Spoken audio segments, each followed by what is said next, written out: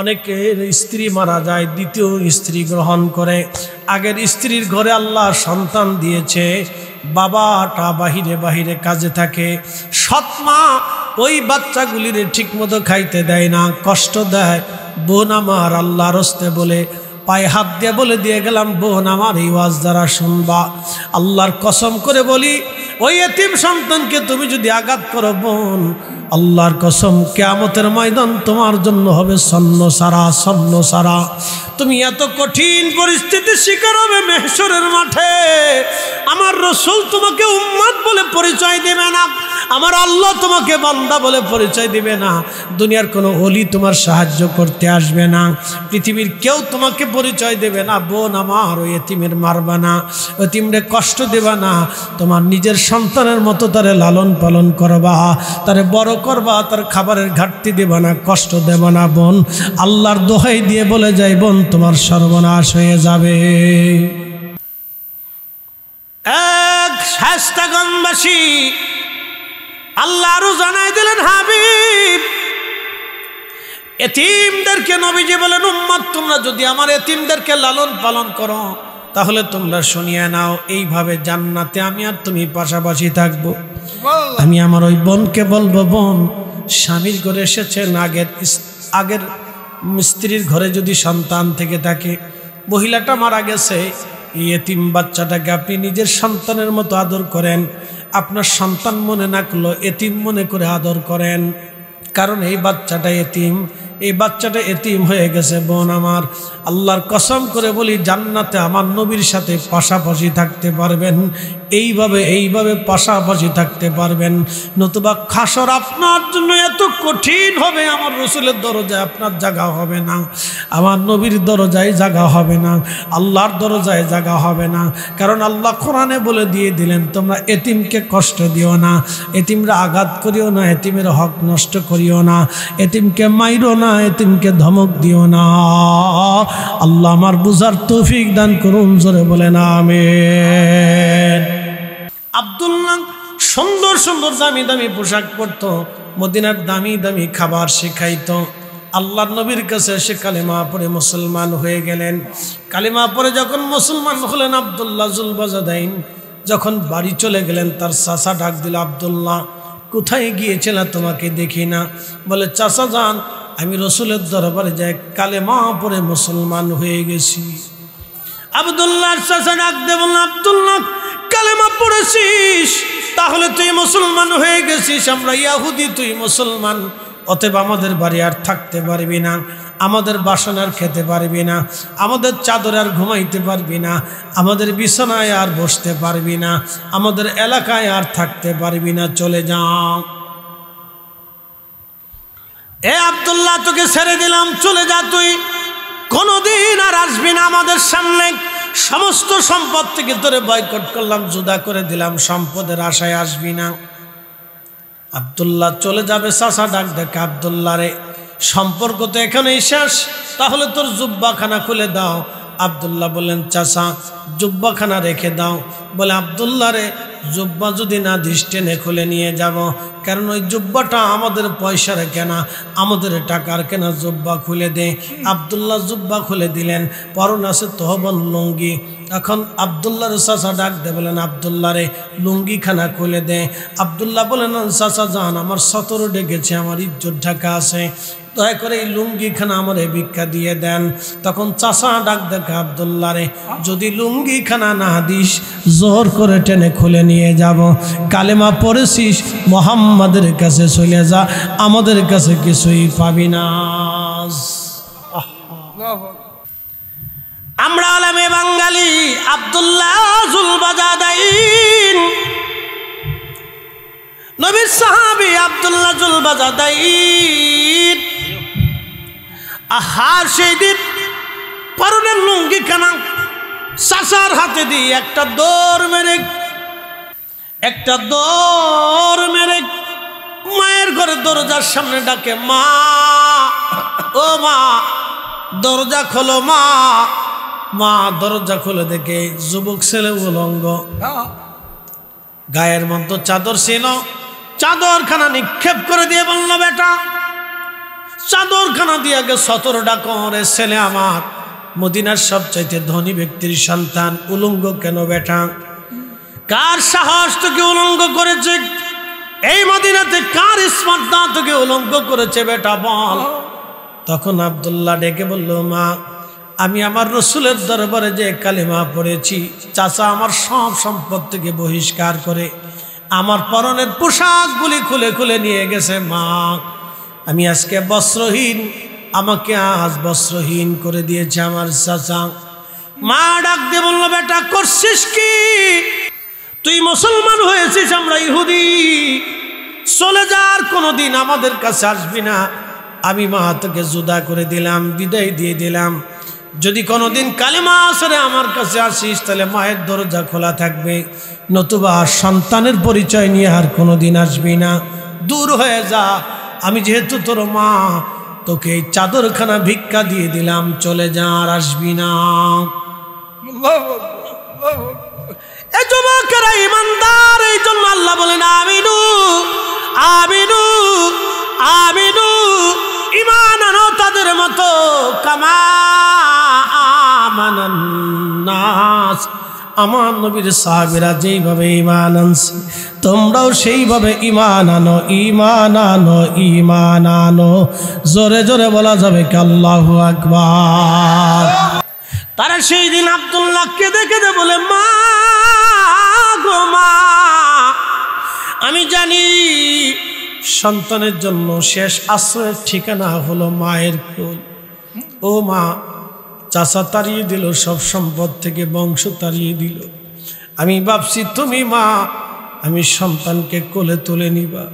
ও মা, আজকে তুমি আমার জুদা করে তাড়িয়ে দিলাম। মা তোমার ভিক্ষা দেওয়া চাদরখানা নিয়ে চলে গেলাম। মা কোনো দিন আর হয়তো তোমার সাথে দেখা হবে না রে মা।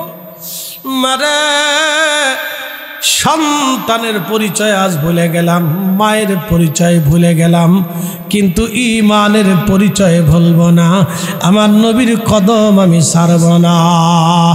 এই একসাথে বলেন আল্লাহু আকবার। না না হাত উঁচা করে বলেন আল্লাহু আকবার। না না জোরে বলেন ইয়া রাসূলুল্লাহ। আমরা সুন্নি, কথা বলেন ঠিক কিনা? জীবনের শেষ সময় পর্যন্ত নবীর কদম ছাড়ব না, রাজি আছি না? না হাত উঁচা করে দেখাই।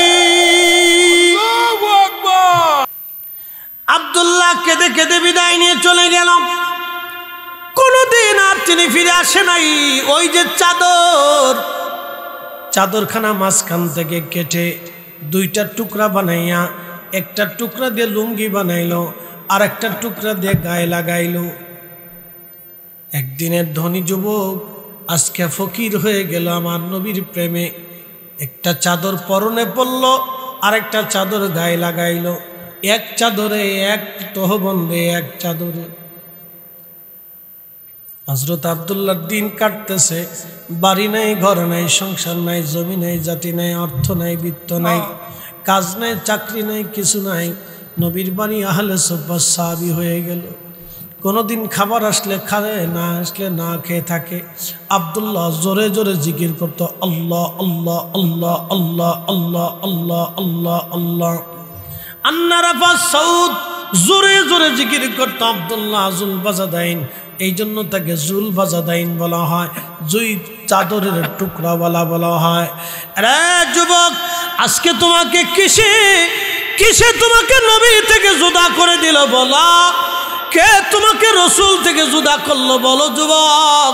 সেই দিনের আব্দুল্লাহ নিজের জীবনের সব ছেড়ে দিল, কিন্তু নবীর কদম ছাড়ে নাই, আমার রসুলের কদম ছাড়ে নাই। আমি দুইজন সাহাবীর জিন্দেগি বলে ফেললাম, দুইজন সাহাবীর জীবন আমি বলে ফেললাম। তারা নবীর জন্য সব দিয়ে দিল। হা, তাবুকের যুদ্ধের ময়দানে একমাত্র আব্দুল্লাহ ইন্তেকাল করলেন। আব্দুল্লাহ জুলবাজাদিন ইন্তেকাল করার পরে আল্লামা ইমাম নুরউদ্দিন হাইসামি রাহিমাহুল্লাহ মাজমাউজ জাওয়ায়েদের ভিতরে বিশুদ্ধ সনদে হাদিস লেখে, আমার নবীজি বললেন, সাহাবীরা রে, আমার আব্দুল্লাহর কবরের মধ্যে তোমরা নামাইবা না, আমি নবী নিজে আমার আব্দুল্লাহর কবরে নামাবো। কারণ আমার আব্দুল্লাহ আমার জন্য বাড়িঘর ছাড়িয়া, মা বাবা ছাড়িয়া, সহায় সম্পদ ছাড়িয়া, দিনহীন ভিখারি হইয়া, দুইটা চাদরের টুকরা পড়িয়া আমার আব্দুল্লাহরে আজ কবরে আমি নামাবো, তোমরা নামাইবা না। আব্দুল্লাহ জুলবাজুদ্দিনের কবরের মধ্যে নবী নিজে নেমে গেছে রে। চিৎকার মেরে বলেন না ইয়া রাসূলুল্লাহ, আমার নবী নিজে কবরের মধ্যে নেমে গেছে। আল্লাহ আব্দুল্লাহ লাশ নবী নিজে হাতে কবরের মধ্যে রাখতেছিল। ওই সময় কবরের পাশে দাঁড়িয়ে আব্দুল্লাহ ইবনে মাসউদ আল্লাহর দরবারে হাত মুড়ে বলে, রাব্বি, এই আব্দুল্লাহর জায়গা যদি আমি আব্দুল্লাহ হইতাম, আমার জীবন কত বুলন্দ হতো। আমার রাসূল আমাকে নিজে হাতে কবরে রাখতো। কষ্ট হচ্ছে আপনাদের? কিছু সময় কি আর বসা যাবে না? ওই তো নি আচ্ছা, কোক কামার হাওয়া। আমি কেবল 2-3 সাহাবীর কথা বললাম, এই জন্য আল্লাহ বলেন আমিনু কামা আমানান নাস। আমি আর একজন সাহাবীর জীবনী বলবো নি? বলবো একসাথে বলেন আল্লাহু আকবার। ওই সাহাবীর জীবনী বলে আমি আপনাদেরকে শেষের দিকে নিয়ে যাব, কষ্ট বাড়াবো না। আমাদের দেশে কিছু মানুষ আছে বামন বেঠে, আছে না নাই? বামন বেঠে মানুষ আছে না? বেঠে বামন, নিগ্র কালো, বংশের কোনো পরিচয় নাই, কোথায় বাড়ি, কোথায় ঘর, কোথায় ঠিকানা কেউ জানে না, বাবা মা কোন জায়গা তাও জানে না। সাহাবীর নাম হযরত জুলাইবি। হযরতে জুলাইবি, তার প্রশংসায় আমার আল্লাহ কোরআনের আয়াত নাজিল করেছে। আসতে হলো কেন, জোরে বলেন। সাহাবীর নাম জুলাইবি। ছোট্টকালে হারিয়ে গেল তিনি। বামনার বেঠে দেখে মদিনার কোনো মানুষ তার খোঁজ নেয় নাই, মা বাবা কোনোদিনও তার আর খুঁজে নেয় নাই, খুঁজেও পায়ও নাই। বামন বেঠে ছেলে। আহা, জুলাইবি ঘুরতে ঘুরতে নবীর দরবারে এসে বলল, দুনিয়ার সবাই আপনাকে জুদা করে দিলেও আমার নবী উম্মত জুদা করে না। কি কথা কর না কেন বাবা, জোরে বলেন। কবরে আপনাকে রেখে সব মানুষ চলে আসবে, ছেলেটাও কবরের পাশে যাবে না, মেয়েরাও যাবে না, স্ত্রীও মনে রাখবে না। হয়তো কালের বিবর্তনে আপনার ভাই হয়তো ভুলে যাবে আপনাকে, আপনার প্রতিবেশীরা হয়তো আপনার উপরে মনক্ষুণ্ণ হয়ে দোয়া করবে না। কিন্তু শুনে যান, তিনি এমন একজন নবী, উম্মতের কঠিন বিপদের সময় নবী মদিনায় থাকে না, উম্মতের কাছে নবী তশরিফ আনে, উম্মতের তরাইয়া জাহান্নাম থেকে বাঁচায়। একবার জোরে বলা যাবে কি আল্লাহু আকবার। এ মুসলমান, ওই নবীর আদর্শ মানবেন না তো কার আদর্শ মানবেন? তাকে খুশি করবেন না তো কাকে খুশি করবেন? ওই নবীর সাহাবীরা নবীকে রাজি করেছিল কেমনে? আব্দুল্লাহ জুলবাজুদ্দিন নবী খুশি করলো, আবু বকর নবী খুশি করলো, বেলাল নবী খুশি করলো, সুমাইয়া নবী খুশি করলো, ইয়াসার নবী খুশি করলো, হযরত খাব্বাব নবী খুশি করলো। 100 লক্ষ সাহাবী আমার নবী খুশি করলো, নবী রাজি করলো, নবী রাজি করে তার আল্লাহ রাজি করলো। নবী রাজি হলে আল্লাহ রাজি হয়।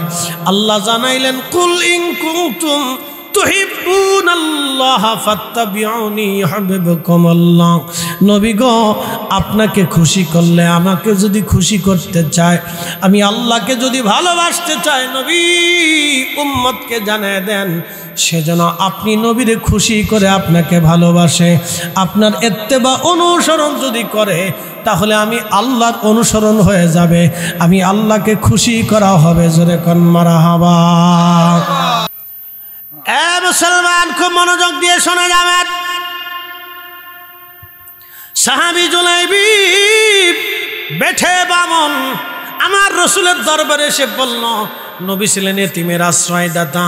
এই কোরআন আল্লাহ বলেন ফাআম্মাল ইয়াতীমা ফালা তাকহার ওয়া আম্মাস সাইলা ফালা তানহার। নবীজি আপনি এতিমরে ধমক দেবেন না, একসাথে বললেন মারহাবা। আপনি এতিমরে তাড়ায় দিবেন না, আপনি এতিমের আশ্রয়দাতা হয়ে যান। কারণ আপনার আমি এতিম অবস্থায় পাইছিলাম, আপনার আশ্রয় দিয়েছিলাম। নবীকে আপনি এতিম ছিলেন, ছোট্টকালে বাবা হারিয়েছেন, আবার মা হারিয়েছিলেন। ইয়া রাসূলুল্লাহ আপনার এতিম থেকে আমি আল্লাহ আজ মহা সম্মানিত করেছি। হুজুর ফাআম্মাল ইয়াতীমা ফালা তাকহার ওয়া আম্মাস সাইলা ফালা তানহার।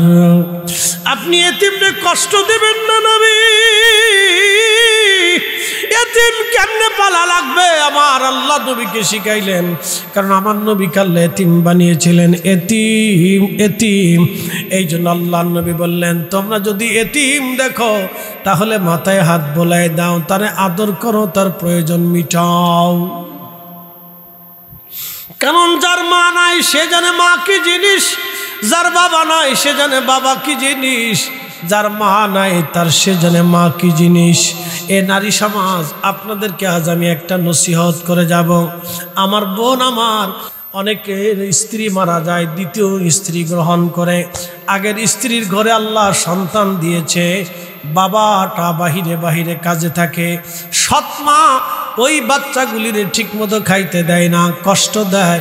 বোন আমার আল্লাহর হস্তে বলে পায়ে হাত দিয়ে বলে দিয়ে গেলাম, বোন আমার এই ওয়াজ দ্বারা শুনবা, আল্লাহর কসম করে বলি ওই এতিম সন্তানকে তুমি যদি আঘাত করো বোন, আল্লাহর কসম কিয়ামতের ময়দান তোমার জন্য হবে সন্ন্যসারা সন্ন্যসারা। তুমি এত কঠিন পরিস্থিতির শিকার হবে মেহশরের মাঠে। আমার রাসূল তোমাকে উম্মত বলে পরিচয় দেবে না, আমার আল্লাহ তোমাকে বান্দা বলে পরিচয় দিবে না। দুনিয়ার কোনো ওলি তোমার সাহায্য করতে আসবে না, পৃথিবীর কেউ তোমাকে পরিচয় দেবে না। বোন আমার ওই এতিমের মারবা না, এতিমরে কষ্ট দেবা না।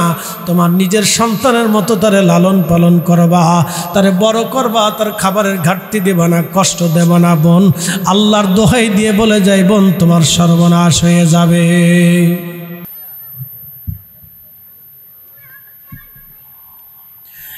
শাস্তাগঞ্জবাসী আল্লাহ রসুলের সাহাবী হযরত জুলাইবি রাদিয়াল্লাহু তাআলা আনহু, হযরত জুলাইবি রাদিয়াল্লাহু আনহু, আহা তিনি বামানার বেটে সাহাবী। মদিনার মানুষ তাকে নিয়ে মজা করত, কে তার মা কে তার বাবা কেউ জানতো না। আমার নবীর দরজায় এসে বড় হতে লাগলেন। খাবার আসলে খাইতেন, নালে নবীজির সাথে থাকতেন। মসজিদের নববীতে কাটাই দিলেন বহু বছর। যৌবনে পদার্পণ করলেন জুলাইবি। এই জন্য এতিমখানা যদি থাকে বোন, বাবা আমার এতিমখানা আশেপাশে থাকলে এতিমখানায় টাকা দিবেন, এতিমদের জন্য খাবার পৌঁছাবেন, এতিমদেরকে অর্থ সাহায্য করবেন, এতিমদের ঘরে চাল দিয়ে আসবেন। এই যে মাহে রমজান আসতেছে, আপনার আশেপাশে যদি কোনো এতিম থাকে তাহলে এতিমের ভরণ পোষণ দিয়ে আসবেন, ওর কাপড় চোপড় কিনে দিবেন। আপনার সন্তানকে যেমন করে কাপড় কিনে দিবেন, এতিম দরিদ্র থাকলে এতিমরা ওইভাবে কাপড় কিনে দিবেন। আল্লাহর আরশ আজিম খুশি হয়ে যাবে, আমার মাওলা রাজি হয়ে যাবে, আমার রসুল রাজি হয়ে যাবে, নবী রাজি, আল্লাহ রাজি, নবী রাজি, আল্লাহ রাজি। আমার নবী নিজেও এতিম, এই জন্য এতিমদেরকে ভালোবাসলে আমার নবী নিজে রাজি হয়ে যায়। হযরত জুলাইবি ডাক দিয়ে বলেন, ইয়া রাসূলুল্লাহ, মদিনার মানুষ আমাকে নিয়ে হাসি তামাশা করে আনন্দ করে যেতাম আমি বেমন বেঠে।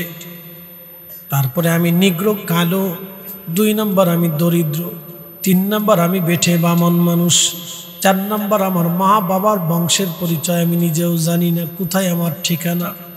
হুজুর আমার মতো পরিচয়হীন মানুষের সাথে মদিনার মানুষ মেয়ে বিয়ে দেবে না। আল্লাহ নবী বললেন, জুলাইবি আমি নিজে তোমাকে বিয়ে দেব। আল্লাহু আকবার। মদিনার এক আনসারী ধনী ব্যক্তি,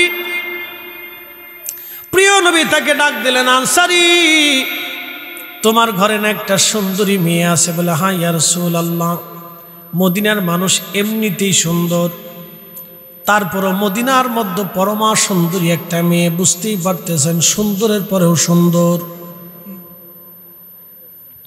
মদিনার মানুষ এমনি সুন্দর, শুধু সুন্দর না, চরিত্র সুন্দর। মদিনার কোনো মেয়ে কখনো বেহায়া পাবেন না, অরিজিনাল মাদানী নারী জীবনেও আপনি তাদের দেখতে পারবেন না। অরিজিনাল মাদানী নারী জীবনেও কোনোদিন আপনি পর্দার বাহিরে তাকে পাবেন না। অরিজিনাল মাদানী নারীরা বড় লাজুক এবং পর্দাসীন, বড় সুন্দর চরিত্রবান।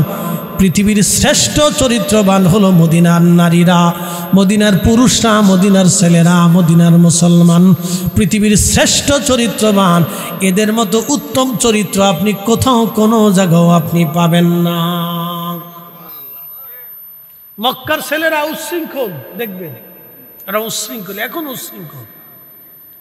কিন্তু মদিনার অরিজিনাল যারা মাদানী, তাদের মতো ভদ্র, নম্র, শরীফ এবং মেহমান প্রিয় এবং আদব প্রিয়, এশকে রসুল প্রিয় পৃথিবীতে কোথাও পাবেন না। অদ্বিতীয়, কোথাও পাবেন না, অদ্বিতীয়। একবারে সোজা হিসাব, অদ্বিতীয়, কখনো পাবেন না। এটা আল্লাহ রসুলের দোয়া, নবীর সোহবত।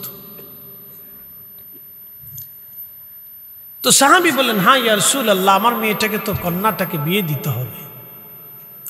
তো সাহাবী ভাবছে যে রসুল বিয়ে করবে, যে আল্লাহর নবী বিয়ে করলে আল্লাহ রসুলের সাথে আত্মীয়তা, এটা তো সৌভাগ্য। কথা ঠিক আছে না ভাই? এর চাইতে কি সৌভাগ্য জীবনে আর কিছু হইতে পারে? তো অনেক বড় সৌভাগ্য। আল্লাহর হাবিব, আল্লাহর নবীজি ডাক দিয়ে বলেন সাহাবী, মেয়েটাকে কি বিয়ে দিবা? বলে হ্যাঁ ইয়া রাসূলুল্লাহ, বিয়ে দেব।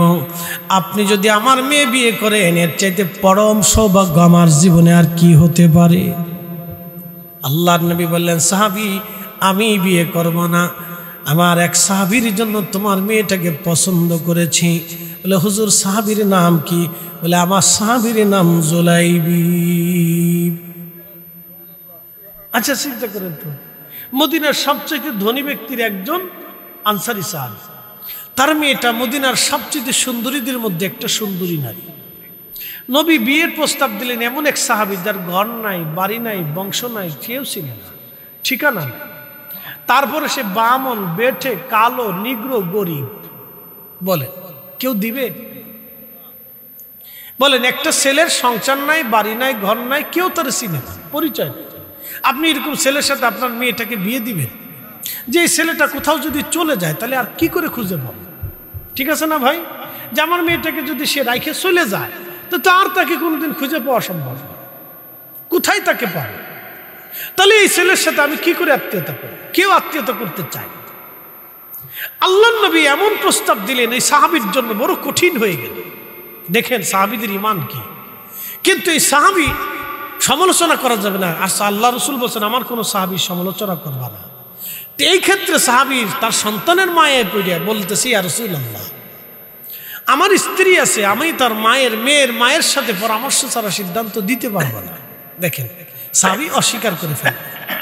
তো আল্লাহর নবীর মনটা বেজার হয়ে গেল। এই সময় সাহাবী বাড়ি চলে গেছে, যে তার স্ত্রীকে বলতেছে, বিবি রে, তোমার মেয়ের বিবাহের পয়গাম আমার নবী পাঠাইছে, তোমার মেয়ের বিবাহের পয়গাম আমার রসুল পাঠাইছে। তা মহিলা চিন্তা করছে, নবী যে বুঝি আমার মেয়েকে বিয়ে করবে। তা বলতেছে, স্বামী বলেন কি, এটা তো আমার সৌভাগ্য, রসুল আমার মেয়ে বিয়ে করবে, নবীর সাথে আত্মীয়তা হবে, এর চেয়ে পরম সৌভাগ্য জীবনে কি হতে পারে? তো বলতেছে, বিবি রে, আমার রসুল বিয়ে করবে না, করতে চাচ্ছে, বিয়ে দিতে চাচ্ছে জুলাইবিবের সাথে। বলে বলো কি? ওই পরিবারহীন, বংশহীন, পরিচয়হীন জুলাইবিব, বামন, বেঠে, নিগ্র, কালো, দরিদ্র একটা ছেলের সাথে আমার মেয়ের বিয়ে দেব, আল্লাহর কসম তা হতেই পারে না। ব্যাস, মহিলাও রেগে গেল, কাজ হয়ে গেছে। কিন্তু মেয়েটা ভিতরের রুম থেকে বাবা মার কথা শুনতেছে। তখন মেয়েটা ভিতরের রুম থেকে বাবা মার রুমে এসে বলতেছে, মা কি নিয়ে কথা বল? বলতেছে, বেটি রে, কলিজার টুকরা সন্তান আমার, তোমার বিবাহের পয়গাম আল্লাহ রসুল পাঠাইছে, কিন্তু ছেলে জুলাইবি নিগ্রো, কালো, বামন, বেঠে, তুমি তো শুনছো তার কথা, বংশ পরিচয়হীন, কোনো ঠিকানা নাই, বাড়ি নাই, ঘর নাই, জমি নাই, সংসার নাই, কিচ্ছু নেই। তো এই ছেলের সাথে তোমাকে কি করে আমরা বিয়ে দিতে পারি? তখন মেয়েটা রাগাম্বিত হয়ে আমার দিকে তাকা। সাহাবীদের ঈমান দেখেন, সাহাবীদের ঈমান। আল্লাহ কেন সাহাবীদের প্রশংসায় কোরআনের আয়াত নাজিল করছে এবার শুনে যান। তখন এই মেয়েটা এশকে রসুল বুঝে যান, এখান থেকে নবী খুশি করতে হবে বুঝে যান, কেমনে রসুলকে রাজি করতে হয় বুঝে যান, কেমনে নিজের জীবনকে রসুলের জন্য কুরবানি করতে হয় বুঝে যান, কেন নবী খুশি করলে আল্লাহ খুশি হয়ে যায় বুঝে যান এই সাহাবী থেকে। তখন এই নারী, এই মেয়েটা ডাক দিয়ে বলতেছে, মা, কলিজার ভিতরে কি করে সাহস হয়? আমার রসুল আমার জন্য স্বামী পছন্দ করেছে, এর চাইতে আমার জীবনে কি সৌভাগ্য হতে পারে যে আমার জন্য আমার রসুল স্বামী পছন্দ করেছে, আর আমার জন্য বিবাহের পয়গাম আমার রসুল নিজে পাঠিয়েছে, আমার বিবাহের ওলি আমার নবী নিজে হবে, এর চাইতে আমার জীবনের সৌভাগ্য আর কি হতে পারে? একসাথে বলবেন আল্লাহু আকবার। সাহাবী একসাথে বলেন কি? জোরে বলেন না, না আরো জোরে বলেন, চিৎকার মেরে বলেন, গলা ছেড়ে বলেন, তারা কি? সাহাবী, তারা সাহাবী। যান, মেয়েটা বাবাকে ধমক দিয়ে বলতেছেন, যান এক্ষুনি, আপনারা রাজি না হলেও আমি রাজি, আমার রসুল আমার বিবাহের ওলি হচ্ছে, অভিভাবক হচ্ছে, এর চেয়ে পরম সৌভাগ্য আমার কি হতে পারে? আল্লাহু আকবার। আল্লাহর নবীর কাছে ওই মেয়েটা তার বাবাকে পাঠিয়ে দিল। আনসারী সাহাবী দৌড়ে এসে বলেন, ইয়া রাসূলুল্লাহ, আপনার প্রস্তাবে আমার মেয়ে নিজে রাজি। হুজুর, তাহলে আপনি বিয়ে পড়ান, দিন তারিখ ধার্য করে দেন, আমিও রাজি হয়ে গেলাম। আল্লাহর নবী সন্তুষ্ট হয়ে গেলেন। কোরআনের আয়াত আল্লাহ পাক নাজিল করলেন, খুব মনোযোগ দিয়ে শুনে যান। তখন ওই সাহাবী বললেন, হুজুর আপনি প্রস্তাব দেন, দিন তারিখ নির্দিষ্ট করেন। আল্লাহর নবী জুলাইবিবকে বললেন, জুলাইবিব, আরে না থাক থাক, ওই বসাই রাখা জ্বালা, বিরাট বড় জ্বালা, তোরা হিতার লেগে বসে রইছ, তো আমি তো জানি সেটা ভালো করে বুঝি, হিতার লেগে বইছ, আচ্ছা যাক, অসুবিধা নেই, ফাইবি ফাইবি বৌকা বৌকা। তবে আপনাদের এই অঞ্চলের একটা খুব গুণ ভালো, বাচ্চারা মাহফিলে বসে, যুবকরা মাহফিল করে, বাচ্চারা মাহফিল সাজায়। মাঝে মধ্যে আমরা ছোট ছোট বাচ্চারা মিছিল দিয়ে দিয়ে লয়ে যায়, হুজুর আইতেছে, সাহাব আইতেছে, হুজুর আইতেছে, বাচ্চারা মিছিল দিয়ে দিতে লয়ে যায়, মুসাফা করে আসে। বাংলাদেশের বহু অঞ্চলে এই আদবই নেই। আমার সাথে যাবেন, আমি আপনাদের দেখাব, বহু অঞ্চল আছে, বহু অঞ্চল। ইয়া রাব্বি, অনেক ভালো। এই দিকটা আমার কাছে খুব পছন্দ হয়, যে বাচ্চাদেরকে, আপনাদের বাচ্চাদেরকে আপনারা আদব শিক্ষা দেন। তো যা হোক, আলহামদুলিল্লাহ, শুধু শিক্ষা দিয়ে তো না, এখানে 360 জন আল্লাহর ওলি বাতাস আছে। কথা কর না, জোরে বলো, কয়জন ওলি? 360 জন যে আল্লাহর ওলি মকবুল, তাতে কি সন্দেহ আছে? তাদের পরবর্তী যারা আসে তারাও যে মকবুল কবুলকৃত ওলি, তাদেরকে সন্দেহ আছে? তাদের নিসবতে অনেক ওলির জন্ম হয়েছে না? কথা কর না কেন? এই 750 বছর কি পৃথিবী বাংলাদেশে অলি শূন্য ছিল? না না, 750 বছর ধরে তাদের নিসবতে বহু অলির জন্ম হয়েছে। তো অলির ছায়া, অলির বাতাস, অলির দোয়া, অলিদের সোহবত, অলিদের মায়া, এই কারণে এই জমিনকে আল্লাহ সিক্ত করে রাখছে। একসাথে বলছেন আল্লাহু আকবার। এই জন্য আরবিতে প্রবাদ আছে, শরফুল মাকিনা ও শরফুল মাকান, শরফুল মাকানে ও শরফুল মাকিন। কিছু জায়গার কারণে মানুষের দাম বাড়ে, কিছু মানুষের কারণে জায়গার দাম বাড়ে। এ জমিন আল্লাহর ওলিদের কারণে দাম বেড়ে গেছে, জমিনের দাম বাড়ছে। আল্লাহ আপনাদের মনের পরিবর্তনও করে দিচ্ছে। মারহাবা বলবেন না? মনের পরিবর্তনও করে দিচ্ছে।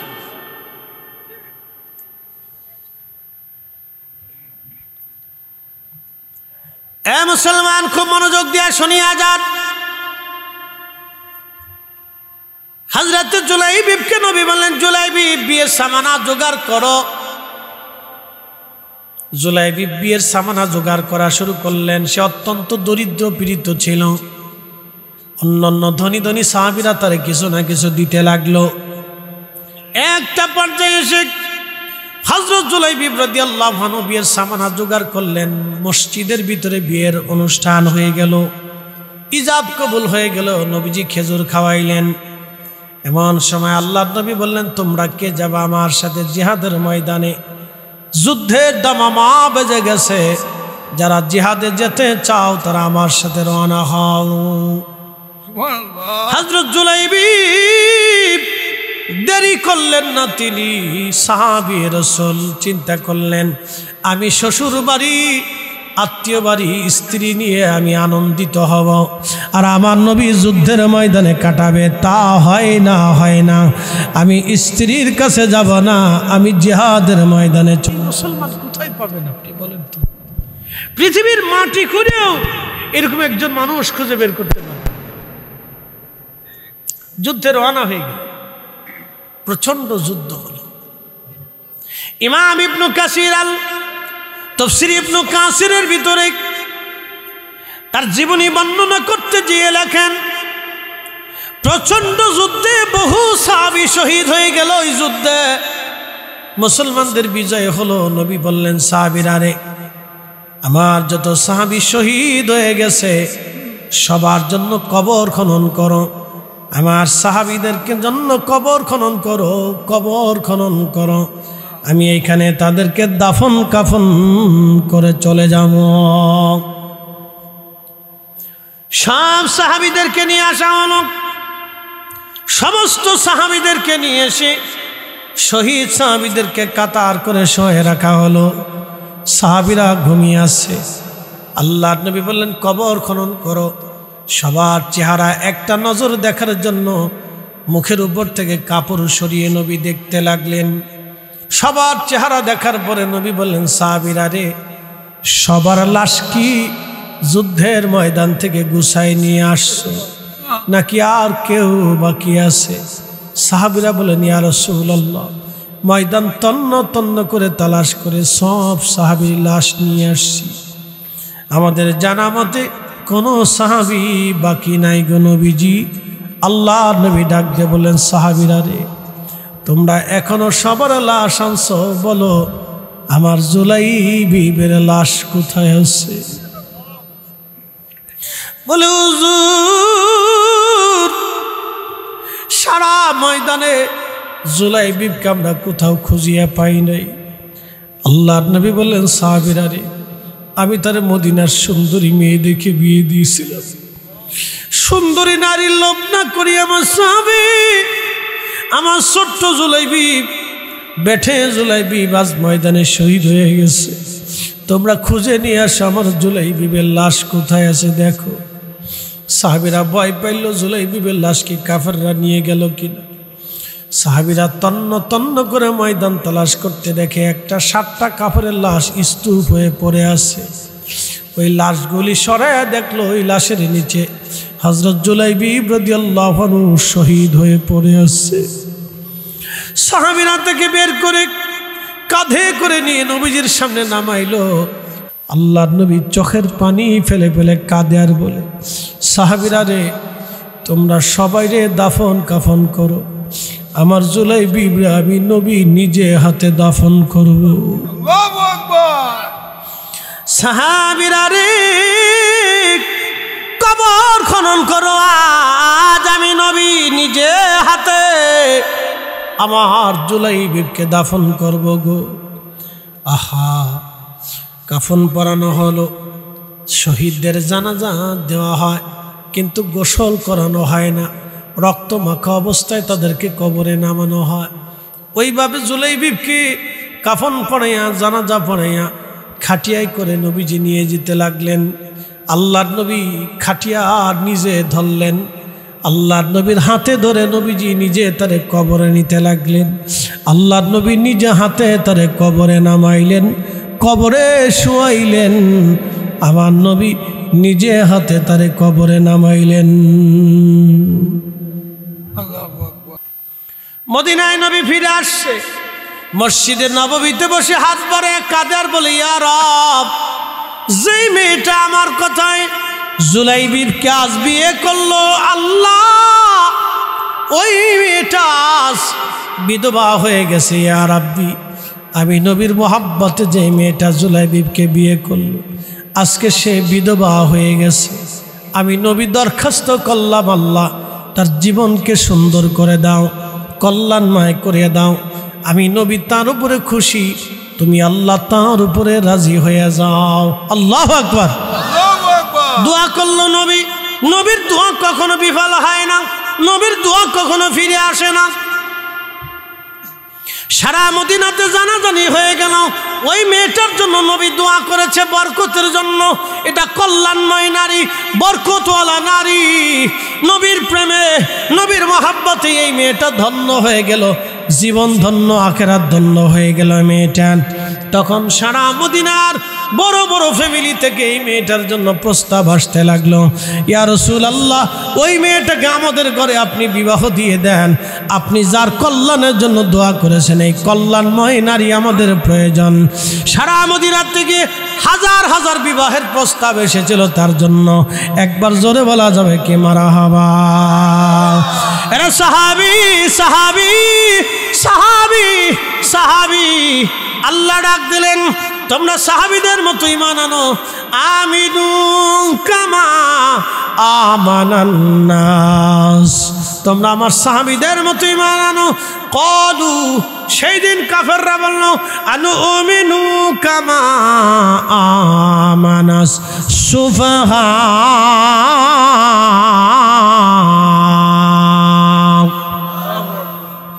আমরা কি নির্বোধ আর বোকাদের মতো ঈমান আনব? সেদিন সাহাবীদেরকে তারা বোকা বলেছিল, নির্বোধ বলে গালি দিয়েছিল। আমার আল্লাহ তার উত্তর দিয়ে দিলেন এইভাবে, আলা ইন্নাহুম হুমুস সুফাহা। যা সাবধান, যারা আমি নবী সাহাবীদেরকে নির্বোধ বলে গালি দেয়, তারা নির্বোধ, তারাই বোকা, তারাই নির্বোধ, তারা বোকা, তারা নির্বোধ, তারা নির্বোধ, তারা বোকা, তারা বোকা, তারা বোকা। এই জন্য সাবধান, কোনো সাহাবীর সমালোচনা করবেন না, গালি দিবেন না, মন্দ বলবেন না। আল্লাহ এবং তার নবী নিষেধ করে দিয়েছে। আল্লাহ সাহাবীর মর্যাদা বোঝার তৌফিক দান করুন, জোরে বলেন আমিন। যুবক, তাগড়া যুবক, অল্প বয়সী যুবক, কালেমা এমন ভাবে নিয়েছে কলিজা, ডাক দিয়ে বলল, চাচা লুঙ্গিও নিয়ে যান, তো কালেমা দেব না। আল্লাহু আকবার, আল্লাহু আকবার। পাকিস্তানি মিলিটারি বাঙালির যুদ্ধের সময় জিজ্ঞেসে, এরে বাঙালি, তুই হিন্দু না মুসলমান? বলেন মুসলমান। তো মুসলমান তো কালমা বাতা, লা ইলাহা ইল্লা আনতা সুবহানাকা ইন্নী কুনতু মিনাজ জালিমিন। ये तो बंगाली है, कलमा नहीं, ये तो मुसीबत के दुआ है। कि सर আমি তো বিপদে পড়ে কালেমা ভুলে ফেলছি, কালেমার কথা মনে নাই। আমি বিপদে পড়ে কালেমা ভুলে ফেলেছি, কালেমার কথা আমার মনে নাই। আল্লাহ কবুল করুক, জোরে বলেন আমিন।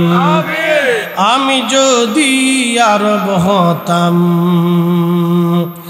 মদিনারি পথ, সেই পথ দিয়ে হেঁটে যাইতেন নূর নবী হাজরাত, নূর নবী হাজরাত।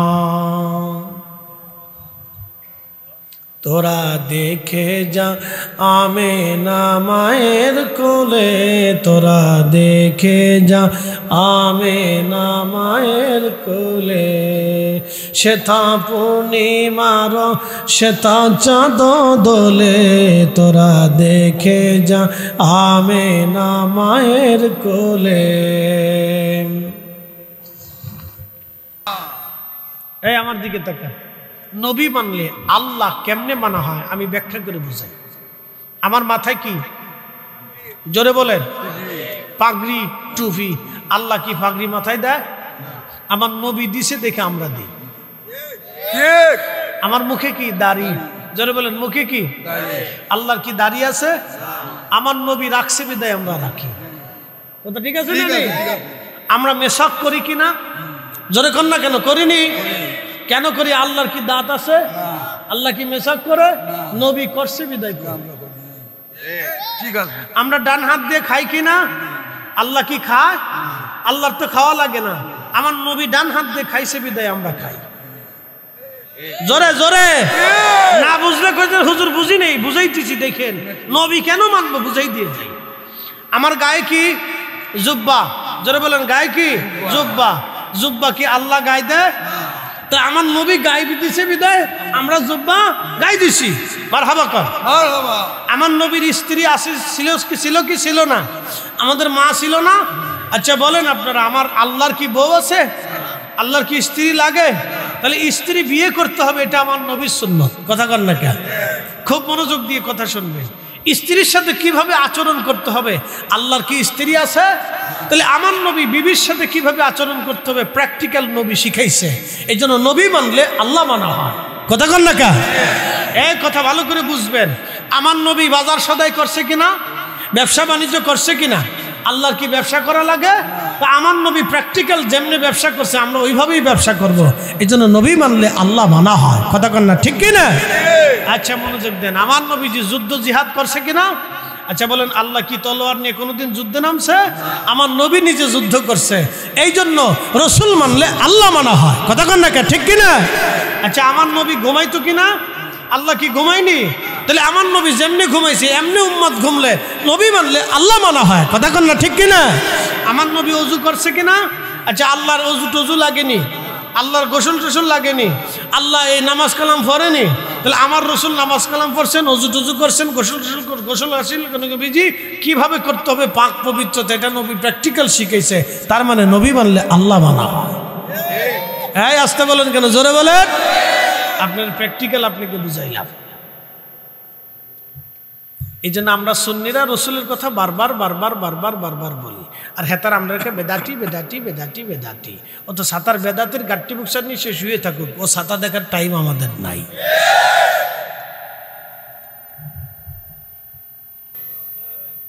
কিছু নারী বুঝে না, এরা মনে করে ওরে আঘাত করে, কষ্ট দেয়, খাবার কম দেয়। আহা, অনেক সময় দেখা যায় শেষ পর্যন্ত বাবা বাধ্য হইয়া এই বিভিন্ন জায়গায় পাঠায় দেয়, কাজে পাঠায় না, এতিমখানায় পাঠায় দেয়, দূরে সরায় দেয়। ইস, নারী সমাজ কত নিকৃষ্ট, সুরের চাইতে নিকৃষ্ট যারা এতিমদেরকে কষ্ট দেয়। এই কথা কর না কেন? সুরের চাইতে নিকৃষ্ট, ও সুরের চাইতে নিকৃষ্ট যারা এতিমদেরকে কষ্ট দেয়। সুরের একটা জাত আছে। কি কথা কর না কেন? সুরের একটা জাত আছে, তোর কোনো জাত নাই। এসেছেন যত নবী সকলেরই ইমাম, সালাম নবী তোমায় হাজারো সালাম, ইয়া নবী সালাম।